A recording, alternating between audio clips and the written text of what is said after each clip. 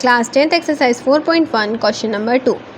इस क्वेश्चन के total 4 parts हैं और चारों पार्ट्स मैंने इसी वीडियो में सॉल्व किए हैं। हम क्वेश्चन पढ़ते हैं। क्वेश्चन कुछ इस तरह से है, represent the following situation in the form of quadratic equation. हमें क्या करना है, हमें कुछ सिचुएशंस दे रखी हैं, हमें उनको रिप्रेजेंट करना है क्वाड्रेटिक इक्वेशन के फॉर्म में। सॉल्व नहीं करना है, याद रखिएगा, सॉल्व नहीं करना है, हमें उन्हें रिप्रेजेंट करना है क्वाड्रेटिक इक्वेशन के फॉर्म में। हम हमारी सिचुएशन 1 पढ़ते हैं। सिचुएशन 1 में दे रखा है, the area of rectangular plot is 528 metre square. The length of the plot is 1 more than twice its breadth. We need to find the length and breadth of the plot. तो हमें क्या करना है, हमें दे रखा है कि एक रेक्टेंगुलर प्लॉट है, उसका एरिया क्या है 528 मीटर स्क्वायर, और हमें एक सिचुएशन दे रखी है कि जो उसकी लेंथ है वो उसके ब्रेथ के ट्वाइस से एक ज़्यादा है। ठीक है, तो हम सबसे पहले तो सॉल्यूशन स्टार्ट करते हैं। सॉल्यूशन में सबसे पहले हम क्या लेट करने वाले हैं, जो हमें फाइंड करना है। तो हमें फाइंड क्या करना है, लेंथ एंड ब्रेथ फाइंड करनी है। तो सबसे पहले हम लेंथ को लेट कर लेते हैं। यहाँ लेट करते हैं, let the length of rectangular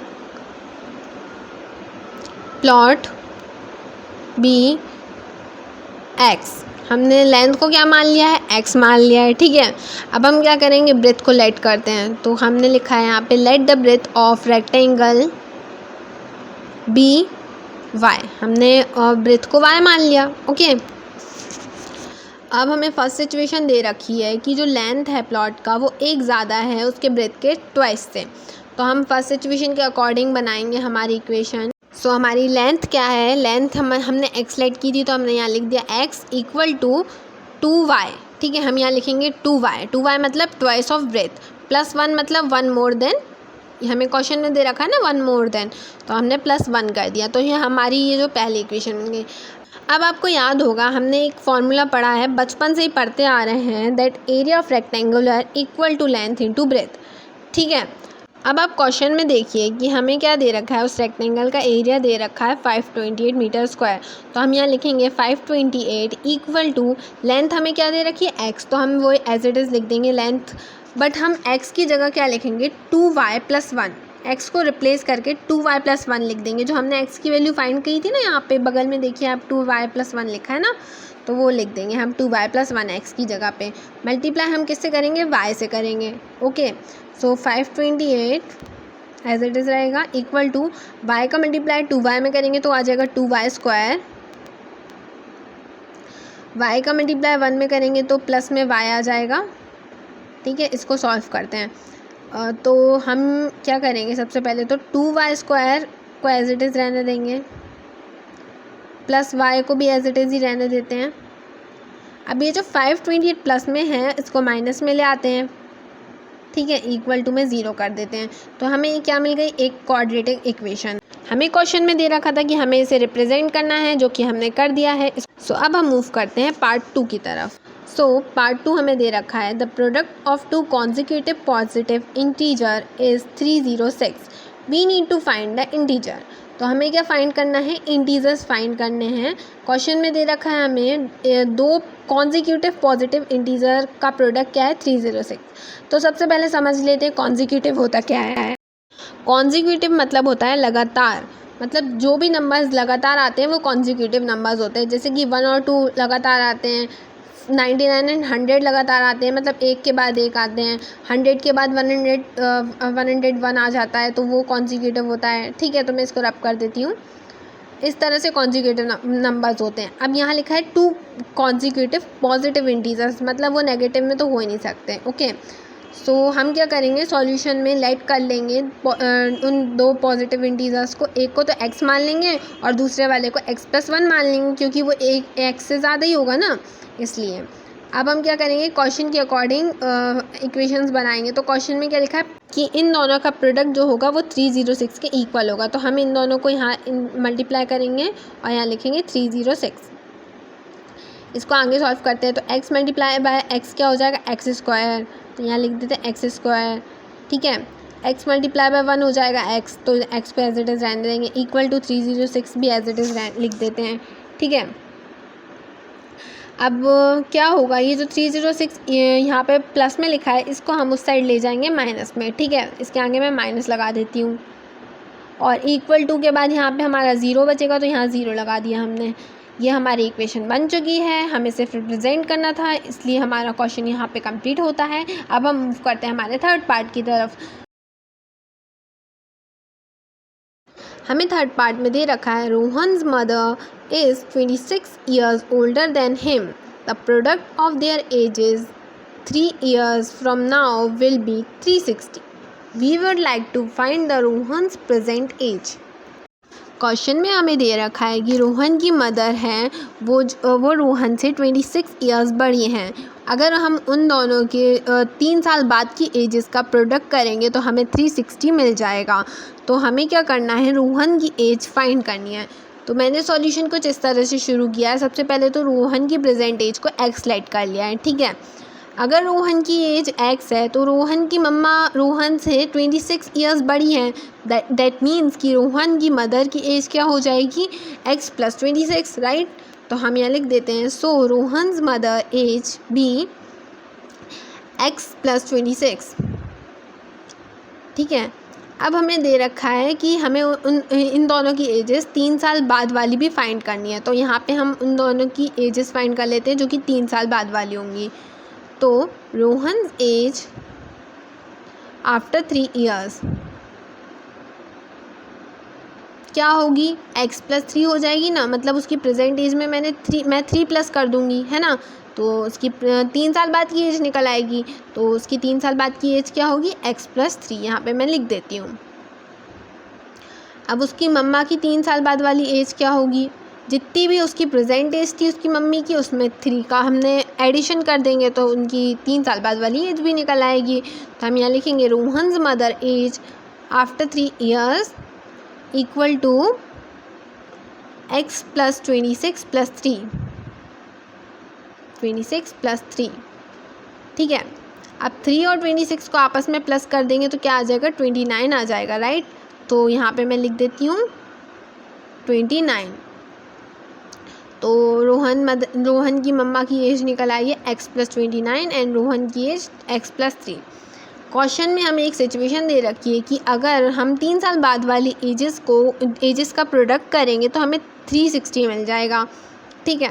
तो हम क्या करते हैं, x प्लस 3 और x प्लस 29 का आपस में मल्टीप्लाई कर देंगे। तो यहाँ लिखते हैं हम सबसे पहले तो x प्लस 3, इसको ब्रैकेट में लिख देती हूँ मैं, ठीक है। यहाँ लिखते हैं मल्टीप्लाई बाय x प्लस 29, ये भी ब्रैकेट में जाएगा, इक्वल टू हमें दे रखा है 360। इनको आपस में चलो मल्टीप्लाई करते हैं, ठीक है। तो x का मल्टीप्लाई x में करने से आ जाएगा हमारा x स्क्वायर। तो यहाँ लिख देते हैं x स्क्वायर, ठीक है। x मल्टीप्लाई बाय 29 क्या हो जाएगा, प्लस 29x। 3 का मल्टीप्लाई x में करेंगे तो प्लस 3x हो जाएगा। 3 का मल्टीप्लाई अगर हम 29 में करेंगे तो हमारे पास आ जाएगा 87, है ना, 87 आ जाएगा। यहाँ हमने 87 लिख देते हैं, इक्वल टू में 360 लिख देते हैं। अब हम क्या करने वाले हैं, देखिए आप, ये जो 29 है और ये जो 3 है इनको आपस में ऐड करेंगे तो हमें 32 मिल जाएगा कि नहीं, मिल जाएगा। अब ये जो 360 यहाँ प्लस में है इसको हम यहाँ माइनस में ले जाते हैं, ठीक है, यहाँ माइनस में। तो 87 माइनस 360 कितना हो जाता है, आप खुद करके देखिए। 87 माइनस 360 हो जाता है हमारा, आई थिंक 273 हो जाता है। तो यहाँ माइनस 273, ठीक है। तो वो मैंने यहाँ लिख दिया, इक्वल टू में 0 लिख दिया, ठीक है। तो हमने यहाँ पे बना ली क्वाड्रेटिक इक्वेशन, हमने इसको रिप्रेजेंट कर दिया सिचुएशन को। तो यहीं हमारा थर्ड पार्ट भी सॉल्व होता है। Let's move to part fourth. Part fourth में हमें क्या दे रखा है, a train travels a distance of 480 kilometre at a uniform speed if the speed had been 8 km per hour less, then it would have taken 3 hours more to cover same distance. We need to find the speed of the train. तो question हमें कुछ इस तरह से दे रखा है कि एक ट्रेन है वो 480 किलोमीटर का डिस्टेंस कवर करती है कितनी स्पीड पे, एक यूनिफॉर्म स्पीड पे। यूनिफॉर्म का मीनिंग होता क्या है? यूनिफॉर्म का मीनिंग होता है सेम, तो यहाँ लिख लेते हैं हम सेम। ठीक है, मतलब एक ट्रेन 480 किलोमीटर का डिस्टेंस सेम स्पीड में कवर करती है, बट अगर ट्रेन अपनी स्पीड 8 किलोमीटर पर आवर से कम कर ले तो क्या होगा? वो 3 घंटे और लगाएगी उतने ही डिस्टेंस को कवर करने में। तो हमें क्या फाइंड करना है? Speed of train. तो हम क्या लेट करेंगे? हमें फाइंड जो करना होता है हम उसी को लेट कर लेते हैं। तो हमें स्पीड ऑफ ट्रेन फाइंड करनी है तो हम वही लेट कर लेंगे। Let the speed of train be x। ठीक है, स्पीड की ऐसा यूनिट किलोमीटर पर आवर होती है तो हम यहाँ किलोमीटर पर आवर ज़रूर लगा देंगे। ठीक है, अब आपको साइंस में एक फॉर्मूला पढ़ाया होगा that speed is equals to distance upon में टाइम, है ना? डिस्टेंस अपॉन में टाइम। तो इस फॉर्मूले में हम अपनी वैल्यूज़ पुट कर देते हैं। ठीक है, तो हमें स्पीड क्या दे रखी है? x दे रखी है, राइट? तो हमने x लिख दी। डिस्टेंस हमें 480 दे रखा है। ठीक है, तो हम डिस्टेंस की जगह 480 लिख देते हैं। सो अब हम क्या करेंगे? x के नीचे कोई नंबर नहीं है ना, तो x के डिनोमिनेटर में हम 1 लगा देंगे। अब हम क्या करेंगे? टाइम को लेफ़्ट हैंड साइड ले आएंगे एंड x को हम राइट हैंड साइड ले आएंगे। तो ऐसा करने पे हमें क्या मिल जाएगा वो मैं आपको दिखाती हूँ। Time equal to 480 upon x मिल गया हमें। ठीक है, 480 अपॉन में x, ये हमें एक इक्वेशन मिल गई। ठीक है, मतलब इसको मान लेते हैं। अभी हमें दूसरी भी फाइंड करनी है तो मैं आपको बताऊंगी वो किस तरह से करनी है। अब इसमें क्वेश्चन में दे रखा है कि अगर स्पीड 8 किलोमीटर से रिड्यूस हो जाए, मतलब स्पीड हो जाए x माइनस 8, तो क्या हो जाएगा? जो हमारा टाइम होगा वो भी 3 आवर्स से मतलब 3 आवर्स बढ़ जाएगा, राइट? तो हम यहाँ लिख देंगे x minus 8 equal to 480 upon time. अब हम टाइम को लेफ़्ट हैंड साइड ले आएंगे एंड x माइनस 8 को राइट हैंड साइड ले आएंगे। तो हमें क्या मिल जाएगा? मैं आपको दिखाती हूँ। हमें मिल जाएगा time equal to 480 upon x minus में 8। ठीक है, ये हमें मिल गई हमारी दूसरी इक्वेशन। तो अब आप देखिए हमें दो टाइम मिले हैं ना। एक तो मिला है 480 अपॉन x और दूसरा मिला है 480 अपॉन x माइनस 8। तो अब हम क्या करेंगे? इन दोनों को आपस में सब्ट्रैक्ट करेंगे। सबसे पहले हम लिखते हैं 480 अपॉन x माइनस 8, इसको हम ब्रैकेट में कर लेते हैं ताकि कंफ्यूजन ना हो। ठीक है, और यहाँ पे इसमें माइनस में क्या जाएगा हमारा? 480 अपॉन में x। ठीक है, इसको ब्रैकेट क्लोज किया, इक्वल टू में 3, क्योंकि टाइम का कितना चेंज हुआ है? 3 आवर्स से चेंज हुआ है टाइम। ठीक है, तो अब हम इसे सॉल्व करेंगे आगे। अब हमने क्या किया? 480 को कॉमन ले लिया, ठीक है, और ब्रैकेट के बाहर लिख दिया। अब ब्रैकेट के अंदर क्या बचा हमारा? 1 अपॉन x माइनस 8 माइनस में 1 अपॉन x। ठीक है, ब्रैकेट क्लोज, इक्वल टू में 3, लिख देती हूँ मैं। सो अब हम क्या करने वाले हैं? यहाँ पे एलसीएम निकालेंगे x माइनस 8 एंड x का। आपको याद होगा कि अगर हम किसी भी दो प्राइम नंबर्स का एलसीएम निकालते हैं तो हम क्या करते हैं? उनका आपस में मल्टीप्लिकेशन कर देते हैं तो उनका एलसीएम आ जाता है। तो x माइनस 8 का मल्टीप्लाई अगर हम x में करेंगे तो क्या मिल जाएगा हमें? x स्क्वायर, एक सेकेंड यहाँ पे आपको, हाँ, अगर हम x माइनस 8 का मल्टीप्लाई x में करेंगे तो हमें मिल जाएगा x स्क्वायर, एक सेकेंड, x स्क्वायर माइनस में 8x। ठीक है, ये मिल जाएगा ना हमें। अब हम क्या करेंगे? x का मल्टीप्लाई 1 में कर देंगे और x माइनस 8 का मल्टीप्लाई कर देंगे -1 में। ठीक है, तो हमें क्या मिल जाएगा? x माइनस में x प्लस में 8। ठीक है, तो यहाँ पे हम ब्रैकेट क्लोज कर देते हैं, इक्वल टू में 3 लगा देते हैं। अब ये जो x स्क्वायर माइनस 8x दे रखा है ये डिनोमिनेटर में है, तो हम राइट हैंड साइड ले जाएंगे इसे न्यूमरेटर में और 3 से मल्टीप्लाई कर देंगे। ठीक है, x से x कैंसिल हो जाएगा। ठीक है, अब 480 का मल्टीप्लाई 8 में कर देंगे सबसे पहले। तो 480 का मल्टीप्लाई 8 में करेंगे तो आ जाएगा 3840। ठीक है, 3 मल्टीप्लाई बाय एक्स स्क्वायर हो जाएगा 3x स्क्वायर, माइनस में 3 मल्टीप्लाई बाय 8x हो जाएगा -24x हो जाएगा। ठीक है, तो हमें ये इक्वेशन मिल गई 3840 equal to 3x square -24x। ठीक है, ये मिल गई हमें। अब हम क्या करेंगे, 3x स्क्वायर को उसकी जगह पे रहने देते हैं, -24x को भी उसकी जगह पे ही रहने देते हैं। अब ये जो 3840 यहाँ पे प्लस में है ना लेफ्ट हैंड साइड, इसको राइट हैंड साइड ले आएंगे माइनस में, तो यहाँ पे माइनस में लिख देंगे 3840। ठीक है, तो यहाँ पे हमारे पास ज़ीरो ही बचा दूसरी साइड, तो हमने इक्वल टू में ज़ीरो लिख दिया। हमें यहाँ पे हमारी इक्वेशन मिल चुकी है, क्वाड्रेटिक इक्वेशन। हमें सिर्फ रिप्रेजेंट करना था, तो हम क्वेश्चन यहीं छोड़ देंगे।